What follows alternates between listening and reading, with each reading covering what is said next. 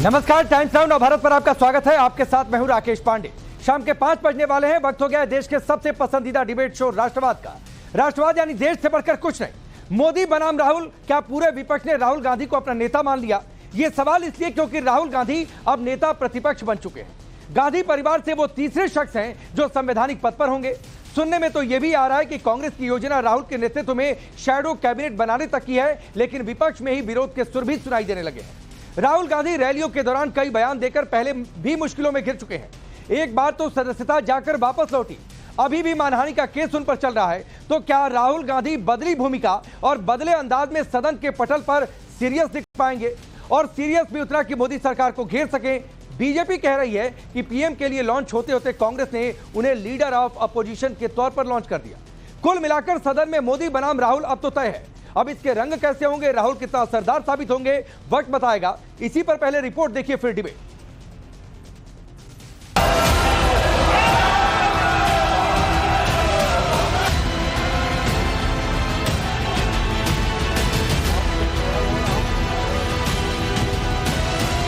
जय हिंद, जय संविधान। संसद में राहुल गांधी की हैसियत बदली तो लुक बदला और साथ ही साथ अंदाज भी बदल गया। मंगलवार को सफेद टी शर्ट में शपथ लेने वाले राहुल गांधी लोकसभा में नेता प्रतिपक्ष बनने के बाद आज सफेद कुर्ता पैजामा में दिखे। जींस टी शर्ट में नजर आने वाले राहुल के इस बदले लिबास के भी कई मायने निकाले जा रहे हैं, लेकिन बदले अंदाज और बदले लिबास के बाद राहुल ने बीजेपी को चुभने वाली बात कह दी। Of course, the government has political power, but the opposition also represents the voice of India's people. And this time, the opposition represents significantly more voice of the Indian people than it did last time. Lok Sabha में राहुल गांधी के इस बयान से साफ है कि कांग्रेस समेत विपक्षी गठबंधन ये जताना चाहता है कि वो 2014 और 2019 की तरह कमजोर नहीं है। लेकिन बीजेपी ने भी ओम बिरला को स्पीकर बनाकर साफ कर दिया कि सरकार जैसे पहले चलती थी वैसे ही अब भी चलेगी। ऐसे में राहुल के नेता प्रतिपक्ष का पद संभालने के बाद कुछ सवाल है जो अब राहुल गांधी ही नहीं पूरे विपक्ष के सामने होंगे। सवाल ये कि क्या राहुल गांधी मोदी सरकार के लिए सदन में चुनौती साबित हो सकते हैं? मोदी जैसे अनुभवी नेता के सामने प्रतिपक्ष में राहुल गांधी कितना टिक पाएंगे? संसद में राहुल गांधी क्या पूरे विपक्ष की आवाज बन पाएंगे? नेता प्रतिपक्ष की हैसियत से क्या विपक्षी एकजुटता को बरकरार रख पाएंगे? मुझे उसमें कोई दिक्कत, मुझे तो और अच्छा है। उनका दरस परस होते रहेगा, कुछ नया नया कर्तव्य दिखाते रहेंगे। राहुल गांधी जी तो पीएम के फेस चेहरा के रूप में लोगों ने एक्सेप्ट किया और एक सशक्त और मजबूत विपक्ष की जरूरत थी। एक जो राहुल जी तो इंटरनेशनली नेशनली सभी जगह एक्सेप्टेबल है, तो उनका स्वाभाविक रूप से विपक्ष के नेता के रूप में वो जो लाए गए हैं, नामित किए गए हैं कांग्रेस के द्वारा, मुझे लगता है ये देश की आवाज़ थी और देश की आवाज़ को कांग्रेस पार्टी ने सामने लाया है। राहुल गांधी साल 2004 में चुनावी राजनीति में आए, तब से कोई भी पद लेने से बचते रहे। कांग्रेस जब 2004 से 2014 तक सत्ता में रही तो राहुल मंत्री नहीं बने और कांग्रेस जब सत्ता से बाहर हुई तो नेता प्रतिपक्ष बनाने लायक भी जीत हासिल नहीं कर पाई। और अब जब इस बार 99 सीटें मिली तो 10 साल बाद नेता प्रतिपक्ष बनाने का मौका आया तो कांग्रेस से राहुल गांधी का नाम आगे कर दिया गया। गांधी परिवार से राहुल गांधी तीसरे शख्स है जो संवैधानिक पद पर है। राहुल गांधी नेता प्रतिपक्ष बने हैं तो उनका सीधा सामना नरेंद्र मोदी से होगा। राहुल गांधी उनको बधाई देता हूं एलओपी बनने के लिए और हम सब विपक्ष के लोग मिलकर के काम करेंगे, सत्ता पक्ष से जवाब मांगेंगे। वैसे तो चुनावी कैंपेन में राहुल और पीएम मोदी को एक दूसरे के खिलाफ तीखी बयानबाजी करते देखा गया, लेकिन सड़क पर भाषण देने और संसद में बोलने में काफी फर्क होता है। सड़क पर तो कोई कुछ भी बोल देता है, लेकिन संसद में वो सब नहीं चलता। वहाँ तोल मोल कर बोलना पड़ता है, फैक्ट्स के साथ बोलना पड़ता है। राहुल गांधी तो वैसे भी मानहानि के कई मामलों में लगातार अदालतों के चक्कर काट रहे हैं। तो क्या अब राहुल के भाषणों में संजीदगी देखने को मिलेगी? नेता प्रतिपक्ष बनने के बाद क्या उनमें गंभीरता आएगी? हालांकि आज ओम बिरला के लोकसभा स्पीकर चुने जाने के बाद प्रधानमंत्री मोदी और राहुल गांधी साथ नजर आए। पीएम मोदी और राहुल नए लोकसभा अध्यक्ष को स्पीकर के आसन तक लेकर गए। लोकसभा से आई आज की ये सबसे चर्चित तस्वीर है। लेकिन क्या आगे भी राहुल संसद में पीएम के साथ बैठकर फैसले ले पाएंगे या फिर मोदी सरकार के लिए चुनौतियां पेश करेंगे? अपने 20 साल के पॉलिटिकल करियर में राहुल गांधी पहली बार कोई संवैधानिक पद संभाल रहे हैं। यह भी पहली बार है जब उनके साथ लोकसभा में उनकी मां सोनिया गांधी नहीं होंगी, क्योंकि सोनिया राज्यसभा जा चुकी है। इस बार उनके साथ प्रियंका गांधी के होने की संभावना है, क्योंकि प्रियंका वायनाड सीट पर होने वाला उपचुनाव लड़ रही हैं। जिन राहुल गांधी पर बीजेपी नेता तंज कसते थे कि वो ना लिफ्ट हो रहे ना लॉन्च हो रहे, वही राहुल अब लीडर ऑफ अपोजिशन बन चुके हैं। हालांकि बीजेपी के तेवर और तंज आज भी वही है कि पीएम के लिए लॉन्च करते करते राहुल लीडर ऑफ अपोजिशन बना दिए। Bureau report, times now of Bharat. तो ये आपने रिपोर्ट देखी। आपका परिचय आज के मेहमानों से करवाता हूं। राधिका खेड़ा, भारतीय जनता पार्टी के नेता प्रवक्ता, अमृजेश Awasthi ji political analyst, SK Dutta हमारे साथ जुड़े हुए हैं, जगदीश शर्मा जी हैं कांग्रेस पार्टी के नेता, अब्बास हैदर समाजवादी पार्टी के नेता प्रवक्ता, स्वयं पुरोहित जी टीएमसी के नेता प्रवक्ता। आप सभी का बहुत बहुत स्वागत है। जगदीश जी, आपसे शुरू कर रहा हूं। पूरी भाजपा कह रही है कि आप लोग तो पीएम बना रहे थे, ये नौबत लीडर ऑफ अपोजिशन की है, और उधर से कई नेता ये भी कह रहे हैं कि ये जनता का संदेश है, जनादेश है। मतलब लीडर ऑफ अपोजिशन के लिए जनादेश था, सरकार के लिए नहीं था। फिर फालतू की बयानबाजी हो रही थी पिछले कुछ दिनों से। राकेश पांडे जी, सबसे पहले तो मैं आपसे हाथ जोड़ के प्रार्थना करता हूं, क्योंकि आपका चैनल, आपके लोग कहते हैं नेशनल चैनल है, बड़ा चैनल है, अच्छी बात है, स्वागत है। नेशनल चैनल में राहुल गांधी को राहुल बाबा लिख रहे हैं, आप ये कैसी संवैधानिक बात करें? अरे प्रेम से लिखा हुआ है भाई, राहुल बाबा कोई तंज थोड़े नहीं कसा है। हम लोग योगी आदित्यनाथ को भी योगी बाबा लिख देते हैं। मैंने मान लिया, आपने शायद नहीं देखा होगा। मेरी आपको बुरा लग रहा है जगदीश जी, तो मैं चेंज करा देता हूं अभी। वो बाबा, उसको बाबा लिखिए, हमें कोई एतराज नहीं है। आप अगर आपको ठीक नहीं लग रहा है तो बोलिए, मैं चेंज करा दूंगा, कोई बड़ी बात नहीं है। विपक्ष के नेता हैं, बिल्कुल चेंज करा दीजिए। राहुल गांधी, चलिए भाई, बाबा हटा दीजिए, बाबा हटा दीजिए, पीसीआर उसमें से बाबा हटा दीजिए। आपको भी देश को भी जगदीश जी को अच्छा नहीं, मैंने हटवा दिया भाई, कोई बड़ी बात नहीं है, बोलिए। थैंक यू, धन्यवाद आपका, आपका धन्यवाद, आपका धन्यवाद, बहुत बहुत धन्यवाद। अब दूसरा, आपने कहा कि राहुल गांधी इस पद को कैसे संभालेंगे। देखिए, राहुल गांधी तो संसद से लेके सड़क तक इस पद की गरिमा का सम्मान करेंगे, और विपक्ष के नेता हैं, अच्छी तरह से विपक्ष को निभाने की बात करेंगे। अगर सरकार, सत्ता पक्ष और विपक्ष बैठ के देश की बात करें तो राहुल गांधी, मैं दावे से कहता हूं, मोदी के साथ खड़े होंगे। जब जिस तरह से माहौल बना रहे हैं कि इंदिरा जी ने क्या करा, नेहरू जी ने क्या करा, अरे भाई 10 साल से हम भी ये भी क्या कर रहे हैं, तो फिर लड़ाई होनी है। मैं तो कहता हूं, हाथ जोड़ के सत्ता पक्ष के लोगों से अपील करता हूं कि आप मुद्दों पर, जनता के मुद्दों पर राहुल गांधी जी से बात करिए, वो आपका समर्थन करेंगे। आपने कहा कि संसद से सड़क तक मर्यादा बनाकर रखेंगे, चलेगा। तो क्या मर्यादा इस तरीके से बनेगी कि हिंदू धर्म में शक्ति है, हम इससे लड़ रहे हैं, मंदिर जाने वाले महिलाओं के साथ गलत व्यवहार करते हैं, भारत में आतंकवाद से बड़ा खतरा हिंदुओं से है, वाराणसी में युवा नशे में सड़क पर नाच रहे, पीएम मोदी का मतलब पनौती, ऐसे बयानों से मर्यादा होगी? राकेश पांडे जी, ये सवाल आज आपको लोकसभा में पूछना चाहिए था। अरे मैं लोकसभा में थोड़े नहीं हूं, मैं सांसद बनकर थोड़े नहीं पहुंचा हूं लोकसभा में, जाकर वहां सवाल पूछो। नहीं, आप ये राहुल गांधी को पूछना है भाई, लीडर ऑफ अपोजिशन है तो। ये राधिका खेड़ा जी से पूछिए, क्या ऐसी देश को चलाएंगे? भाई ये सवाल आप बीजेपी से पूछिए। अरे राधिका खेड़ा पर जाऊंगा तो उधर सवाल करूंगा। बीजेपी से अभी आपसे जो पूछा उसका जवाब दीजिए। हम भी पूछेंगे, आप भी पूछिए। हमें दे दिया जवाब, बिल्कुल जैसा काम करोगे राहुल गांधी वैसे खड़े मिलेंगे। आपने कहा कि गंभीरता दिखाएंगे, मर्यादा बनाकर रखेंगे। मैंने उन्हीं के कुछ बयान कोट कर दिए कि क्या इस तरह मर्यादा बनेगी, या फिर आप ये कहते हैं कि राहुल गांधी आगे से ऐसा बयान नहीं देंगे? भाई ये आज वो विपक्ष नेता बने हैं। आप इंदिरा गांधी और नेहरू की बात मत करो, मोदी के वादों की बात करो, लोकसभा में बात करो, सरकार के मुद्दों की बात करो। आप गड़े मुर्दे उखाड़ोगे तो हमें भी बताना पड़ेगा ना, आईना तो दिखाना पड़ेगा। गड़े मुर्दे कहां उखाड़ रहा हूं जगदीश भाई, बता दीजिए। गड़े मुर्दे उखाड़ू तब तो प्रधानमंत्री मोदी को कब्र तेरी खुदेगी किसने नारा लगाया था, फिर तो आप जवाब ही नहीं दे पाएंगे। फिर तो बाकी सारे मेहमानों को हटा देता हूं, आप ही से बात करता रहूंगा। और आपने शुरुआत में कह दिया बाबा, हमारे यहाँ बड़े सम्मान से बोला जाता है ना भाई। गांव में चले जाइए, लोग बाबा कहकर प्रणाम करने लगते हैं, पैर छूने लगते हैं। आपको इतना बुरा लग गया, पता नहीं क्यों, हमने तो बड़े सम्मान के साथ देखा था। आज राहुल गांधी केंद्रित हमने डिबेट रखी, इसलिए आपको बुरा लग गया।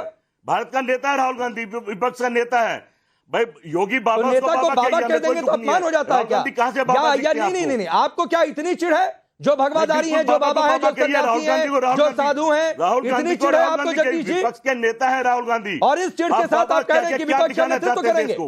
आप बाबा क्या दिखाना चाहते हैं? सम्मान देना चाहते हैं, अगर सम्मान दिया भाई। छूट भैया नेता, छूट भैया पत्रकार है, आपको बुरा लगेगा नहीं लगेगा? नहीं तो अरे बाबा छुट भैया लोग को नहीं कहा जाता है जगदीश जी, अच्छे पता पत्रकार नहीं आपने कैसा कॉन्सेप्ट बना के रखा हुआ है। बच्चों को बोलते हैं, मैं गांव की पृष्ठभूमि से आता हूं बोलते हैं, और किसी भी गांव की पृष्ठभूमि वाले से पूछ लीजिए बाबा किसको कहा जाता है। चलिए चलिए ठीक है, राधिका खेड़ा, पता नहीं राहुल गांधी को बाबा क्यों इनको बुरा लग गया, हमने तो बड़े वाकई में दिल से कह रहा हूं बड़े सम्मान के साथ लिखा हुआ था। सम्मान से लिखो। आपको मेरी आवाज मिल रही है राकेश जी? बिल्कुल। नहीं आप देखिए क्या है ना, कांग्रेस पार्टी और उनके कार्यकर्ता, उनके प्रवक्ता, उनके नेता सब भारतीय सभ्यता और संस्कृति से बहुत दूर है, इसलिए उनको ऐसी बातें चुभती है। खैर देखिए, आज बहुत महत्वपूर्ण दिन है। राहुल गांधी जी लीडर ऑफ ऑपोजिशन बन चुके हैं। वो राहुल गांधी जी जिसको कांग्रेस पार्टी ने लीडर ऑफ ऑपोजिशन बनाया है, बिना उनकी संसदीय उपस्थिति देख के, बिना उनकी संसदीय उपयोगिता देख के उनको लीडर ऑफ ऑपोजिशन बना दिया। क्यों? क्योंकि वो गांधी परिवार के वंशज हैं। एक नेता जो संसद में अनुपस्थित रहते हैं, बाहर घूमने में ज्यादा विश्वास रखते हैं, छुट्टियों में व्यस्त रहते हैं, सवाल नहीं पूछते, वो हमारे लोकतंत्र का विपक्षी चेहरा है। ये साफ तौर पे सिर्फ कांग्रेस की गिरती ताक का एक नया अध्याय है। मैं आपके बीच में नहीं बोली थी, सुनने की हिम्मत रखिए। वो क्या करेंगे बताएंगे। राकेश जी ये बहुत बुरा हो रहा है।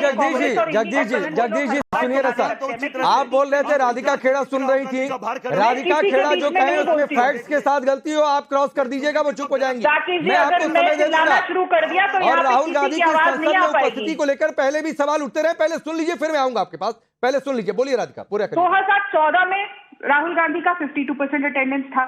2019 से 24 में पिछली बार वाली लोकसभा में सिर्फ 51% अटेंडेंस था। 2014 से 19 में उन्होंने 14 डिबेट्स में पार्ट लिया। पिछली लोकसभा में उन्होंने सिर्फ 8 डिबेट्स में पार्ट लिया। 0 क्वेश्चंस उन्होंने 2014 से 19 में पूछे, 99 पूछे उन्होंने 2019 में से 2024 तक, लेकिन एक नेशनल एवरेज 2010 थी तब। प्राइवेट मेंबर बिल उन्होंने कभी भी एक दिन नहीं लेकर आए।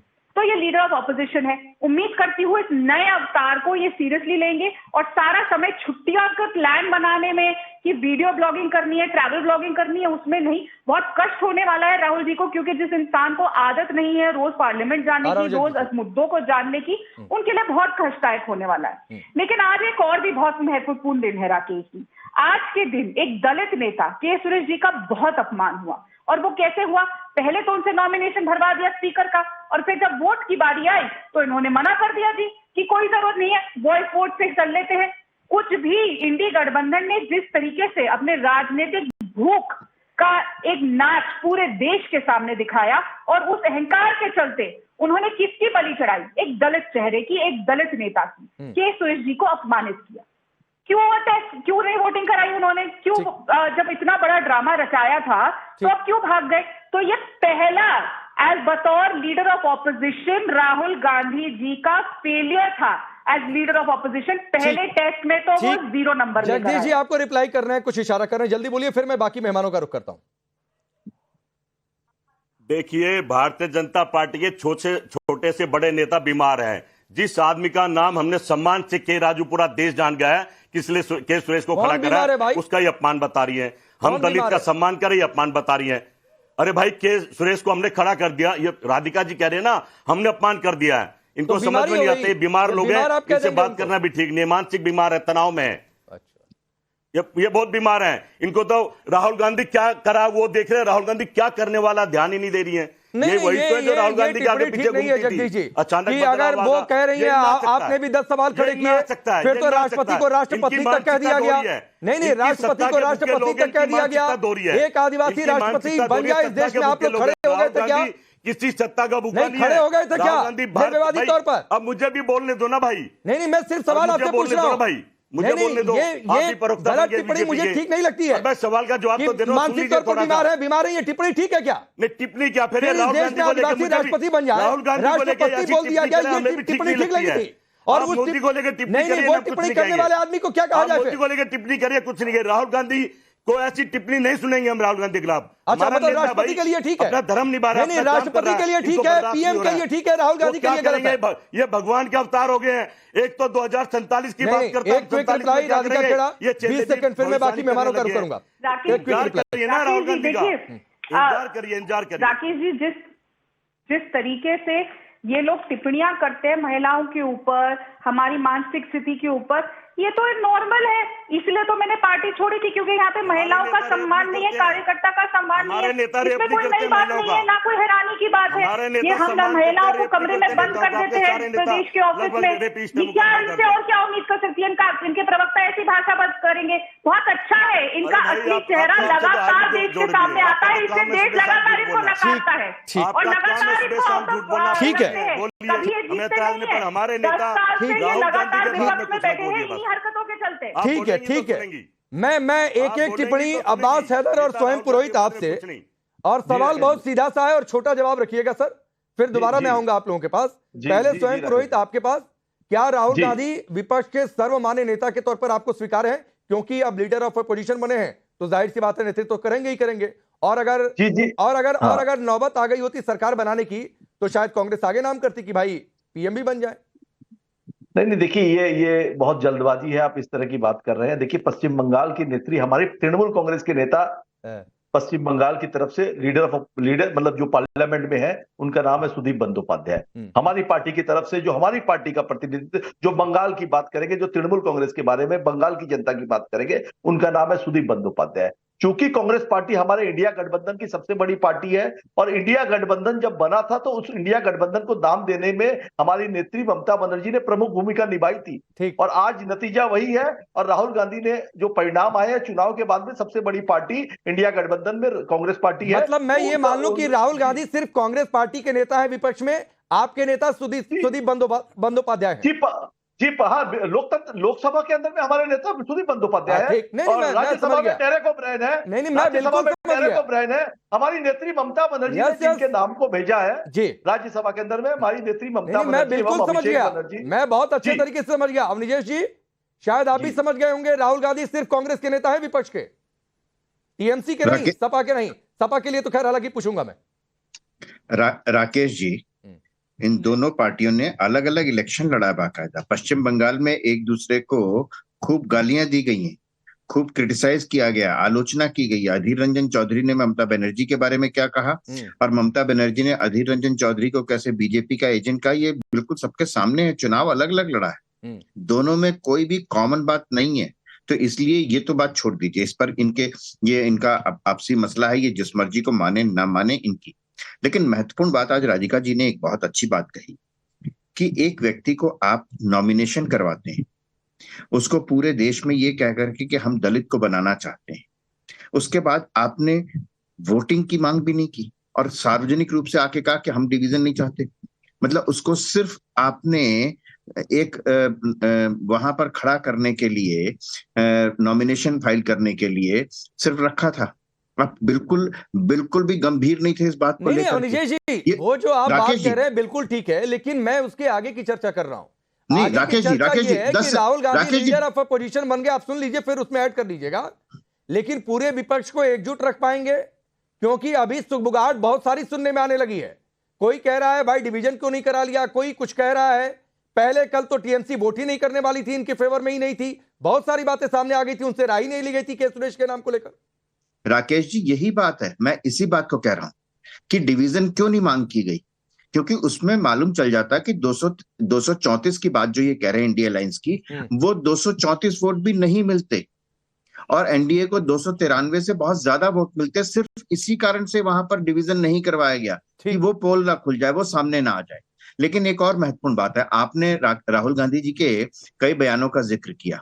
वो सड़क पर दिए गए बयानों की बात मैं नहीं करता हूं, लेकिन पार्लियामेंट के अंदर, लोकसभा के अंदर, संसद के अंदर जिस तरीके से उनके कुछ आंख मारने वाले या उठ करके गले लग जाना जा करके प्रधानमंत्री के, इस तरीके की हरकतों के बारे में आज ज्यादा बात करनी जरूरी है, क्योंकि लीडर ऑफ ऑपोजिशन के हैसियत से उनको वो गंभीरता, हर विषय पर अपनी एक राय, और अगर वो लीडर ऑफ ऑपोजिशन है तो ऑपोजिशन की प्रतिपक्ष राहुल गांधी जी हैं, क्योंकि ये संवैधानिक पद है, बहुत सारे संवैधानिक दायित्व इस संवैधानिक पद से जुड़े हुए हैं, जो कि बहुत ही हमारे देश के लिए बहुत ही आप समझिए दुख की बात थी कि पिछले 10 वर्ष में हमारे देश को नेता प्रतिपक्ष नहीं दिया। संख्या बल जरूर कम था, लेकिन अगर भारतीय जनता पार्टी की सरकार हमारे संसदीय देश की जनता ने 54 सांसद दिया ही नहीं किसी पार्टी को पिछले 10 साल में, उसकी वजह दिया तो बन रहा है अब्बास हैदर, इसमें दुख की बात क्या है? ठीक है, अरे अरे तो दिया नहीं, लेकिन कम से कम जो सत्ताधारी दल होता है उसके अंदर कुछ सम्मान होता है, उसके अंदर कुछ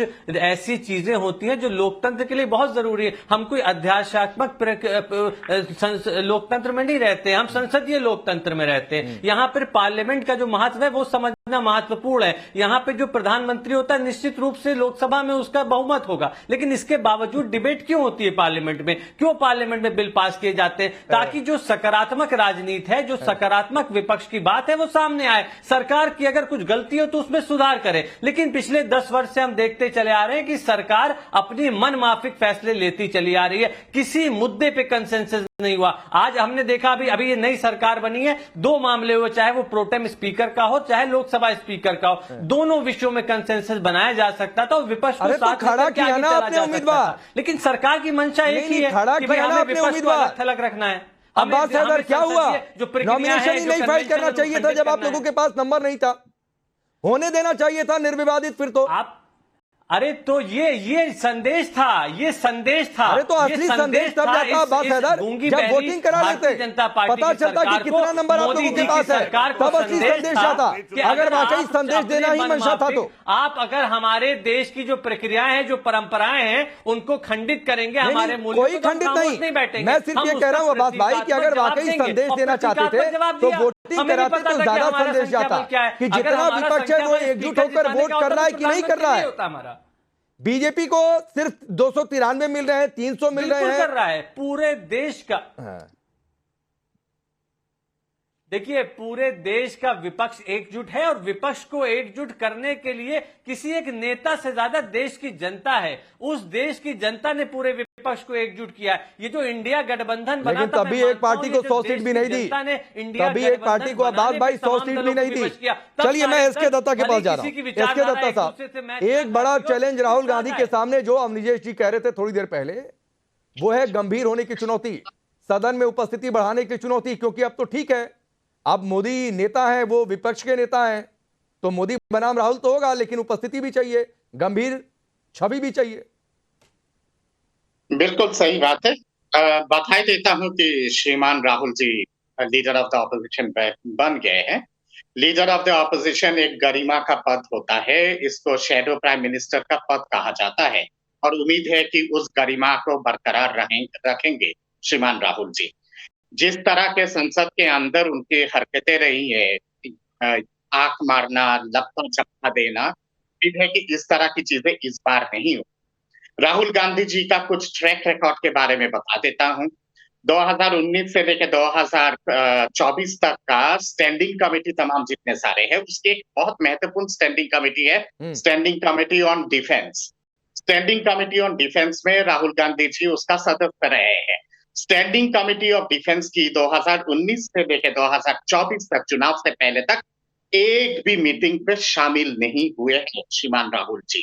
इसके साथ साथ standing committee on rural development 2014 से लेकर 2019, स्टैंडिंग कमेटी ऑन एग्रीकल्चर 2014 से लेकर 2019, फिर दोबारा 2019 से 2024 तक, उसमें भी श्रीमान राहुल जी मेंबर रहे, पर एक भी स्टैंडिंग कमेटी के बैठक में गए नहीं, कभी रहे नहीं। इनके पार्लियामेंट का ट्रैक रिकॉर्ड कितना रहा है? 2014 से लेकर 2019 तक 51% total session of the parliament का, और 2019 से लेकर 2024 तक 51.2% टोटल ट्रैक रिकॉर्ड। आधा से ज्यादा समय, चाहे वो विंटर सेशन हो, मानसून सेशन हो, बजट सेशन हो, आधा से ज्यादा समय श्रीमान राहुल जी विदेश में गायब रहे हैं जब संसद चला है। इस तरह का अगर चीजें करेंगे तो वो जो गरिमामय पद है विपक्ष का, लीडर ऑफ द ऑपोजिशन का, उसको धूमिल कर देंगे। और चलिए जगदीश जी जवाब दीजिए, उपस्थिति का सवाल राधिका खेड़ा का भी है, अवनिजेश जी का भी है, एकजुट होने एसके दत्ता का भी है, कुछ हरकतों की भी वो बात कर रहे हैं। राकेश पांडे जी पहली दफा आपके राकेश पांडे जी पहली दफे मैं देख रहा हूं जो पॉलिटिकल एनालिस्ट हैं या जो भी है बोल रहे हैं, भविष्यवाणी कर रहे हैं। अरे भाई पिछले 7-8 महीने से आपने देखा भारत जोड़ो यात्रा में पैदल चलते रहे, क्या आपको राहुल गांधी गंभीर नजर नहीं आए? क्या राहुल गांधी देश की बात करते नजर नहीं आए? अरे भाई इसको चुप कराओ जरा, अरे इसको चुप कराओ भाई जरा, सुन लिया, हो गया बस, थोड़ा चुप, सुनने की आदत डालो, चुप हो जाओ जरा, चुप, मेरी बारी है।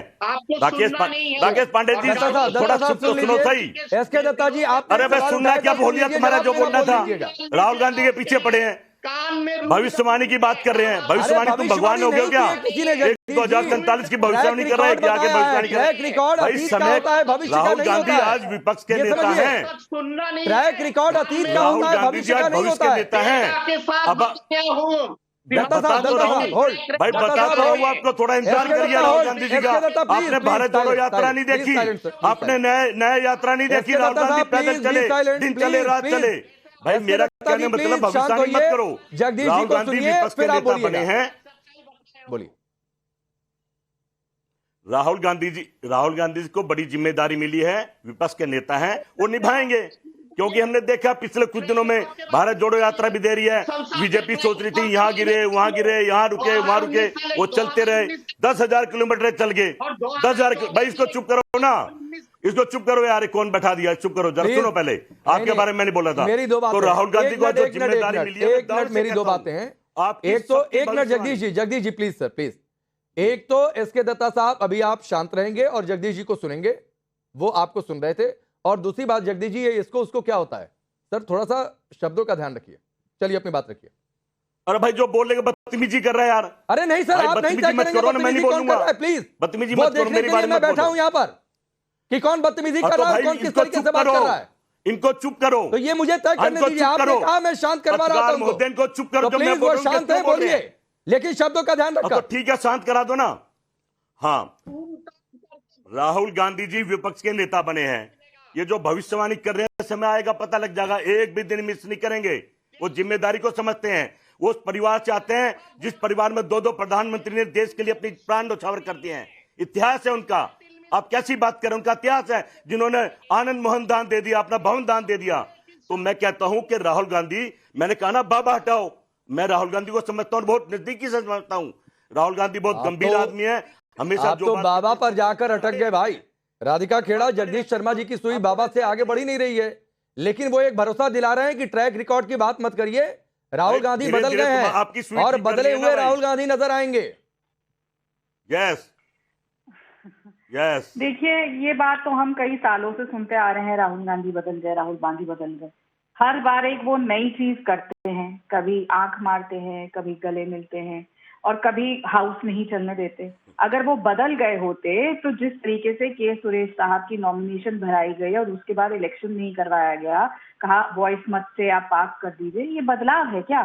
इतनी पॉलिटिकल इमेच्योरिटी है राहुल गांधी जी के अंदर। देखिए as a leader of opposition उनका ये पहला टेस्ट था, तो इन्होंने एक माहौल बनाया देश के अंदर। देखिए हमारे पास नंबर्स है, विदेशी मीडिया को जाके राहुल गांधी जी अलग अलग लोगों को वो दे रहे थे इंटरव्यू की, मेरे साथ एनडीए के नेता बातचीत में है, एनडीए टूटने वाला है।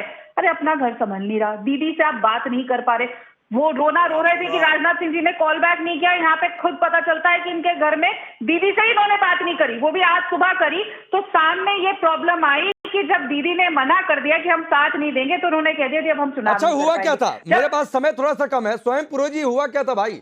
ये बहुत बार दीदी, टीएमसी, ये सब मामला आ रहा है, राहुल गांधी संभाल नहीं पा रहे, बात ही नहीं की, हुआ क्या था, जल्दी से बता दीजिए।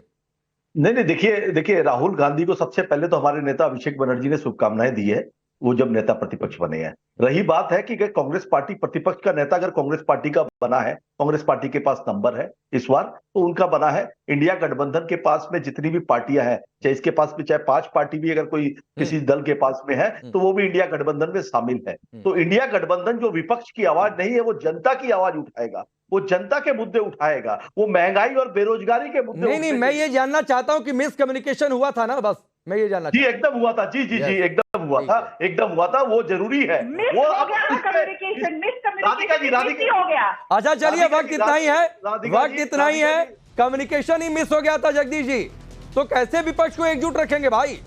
ये बड़ी जिम्मेदारी है। आप कह रहे हैं बदले से राहुल पहले बॉल पर ही बाउंसर आ गया, उसे संभाल नहीं पाए। चलिए हो सकता है आगे क्या वक्त रंग दिखाता है, ये देखते हैं। फिलहाल आप सभी का बहुत बहुत शुक्रिया, रुकेंगे ब्रेक के लिए।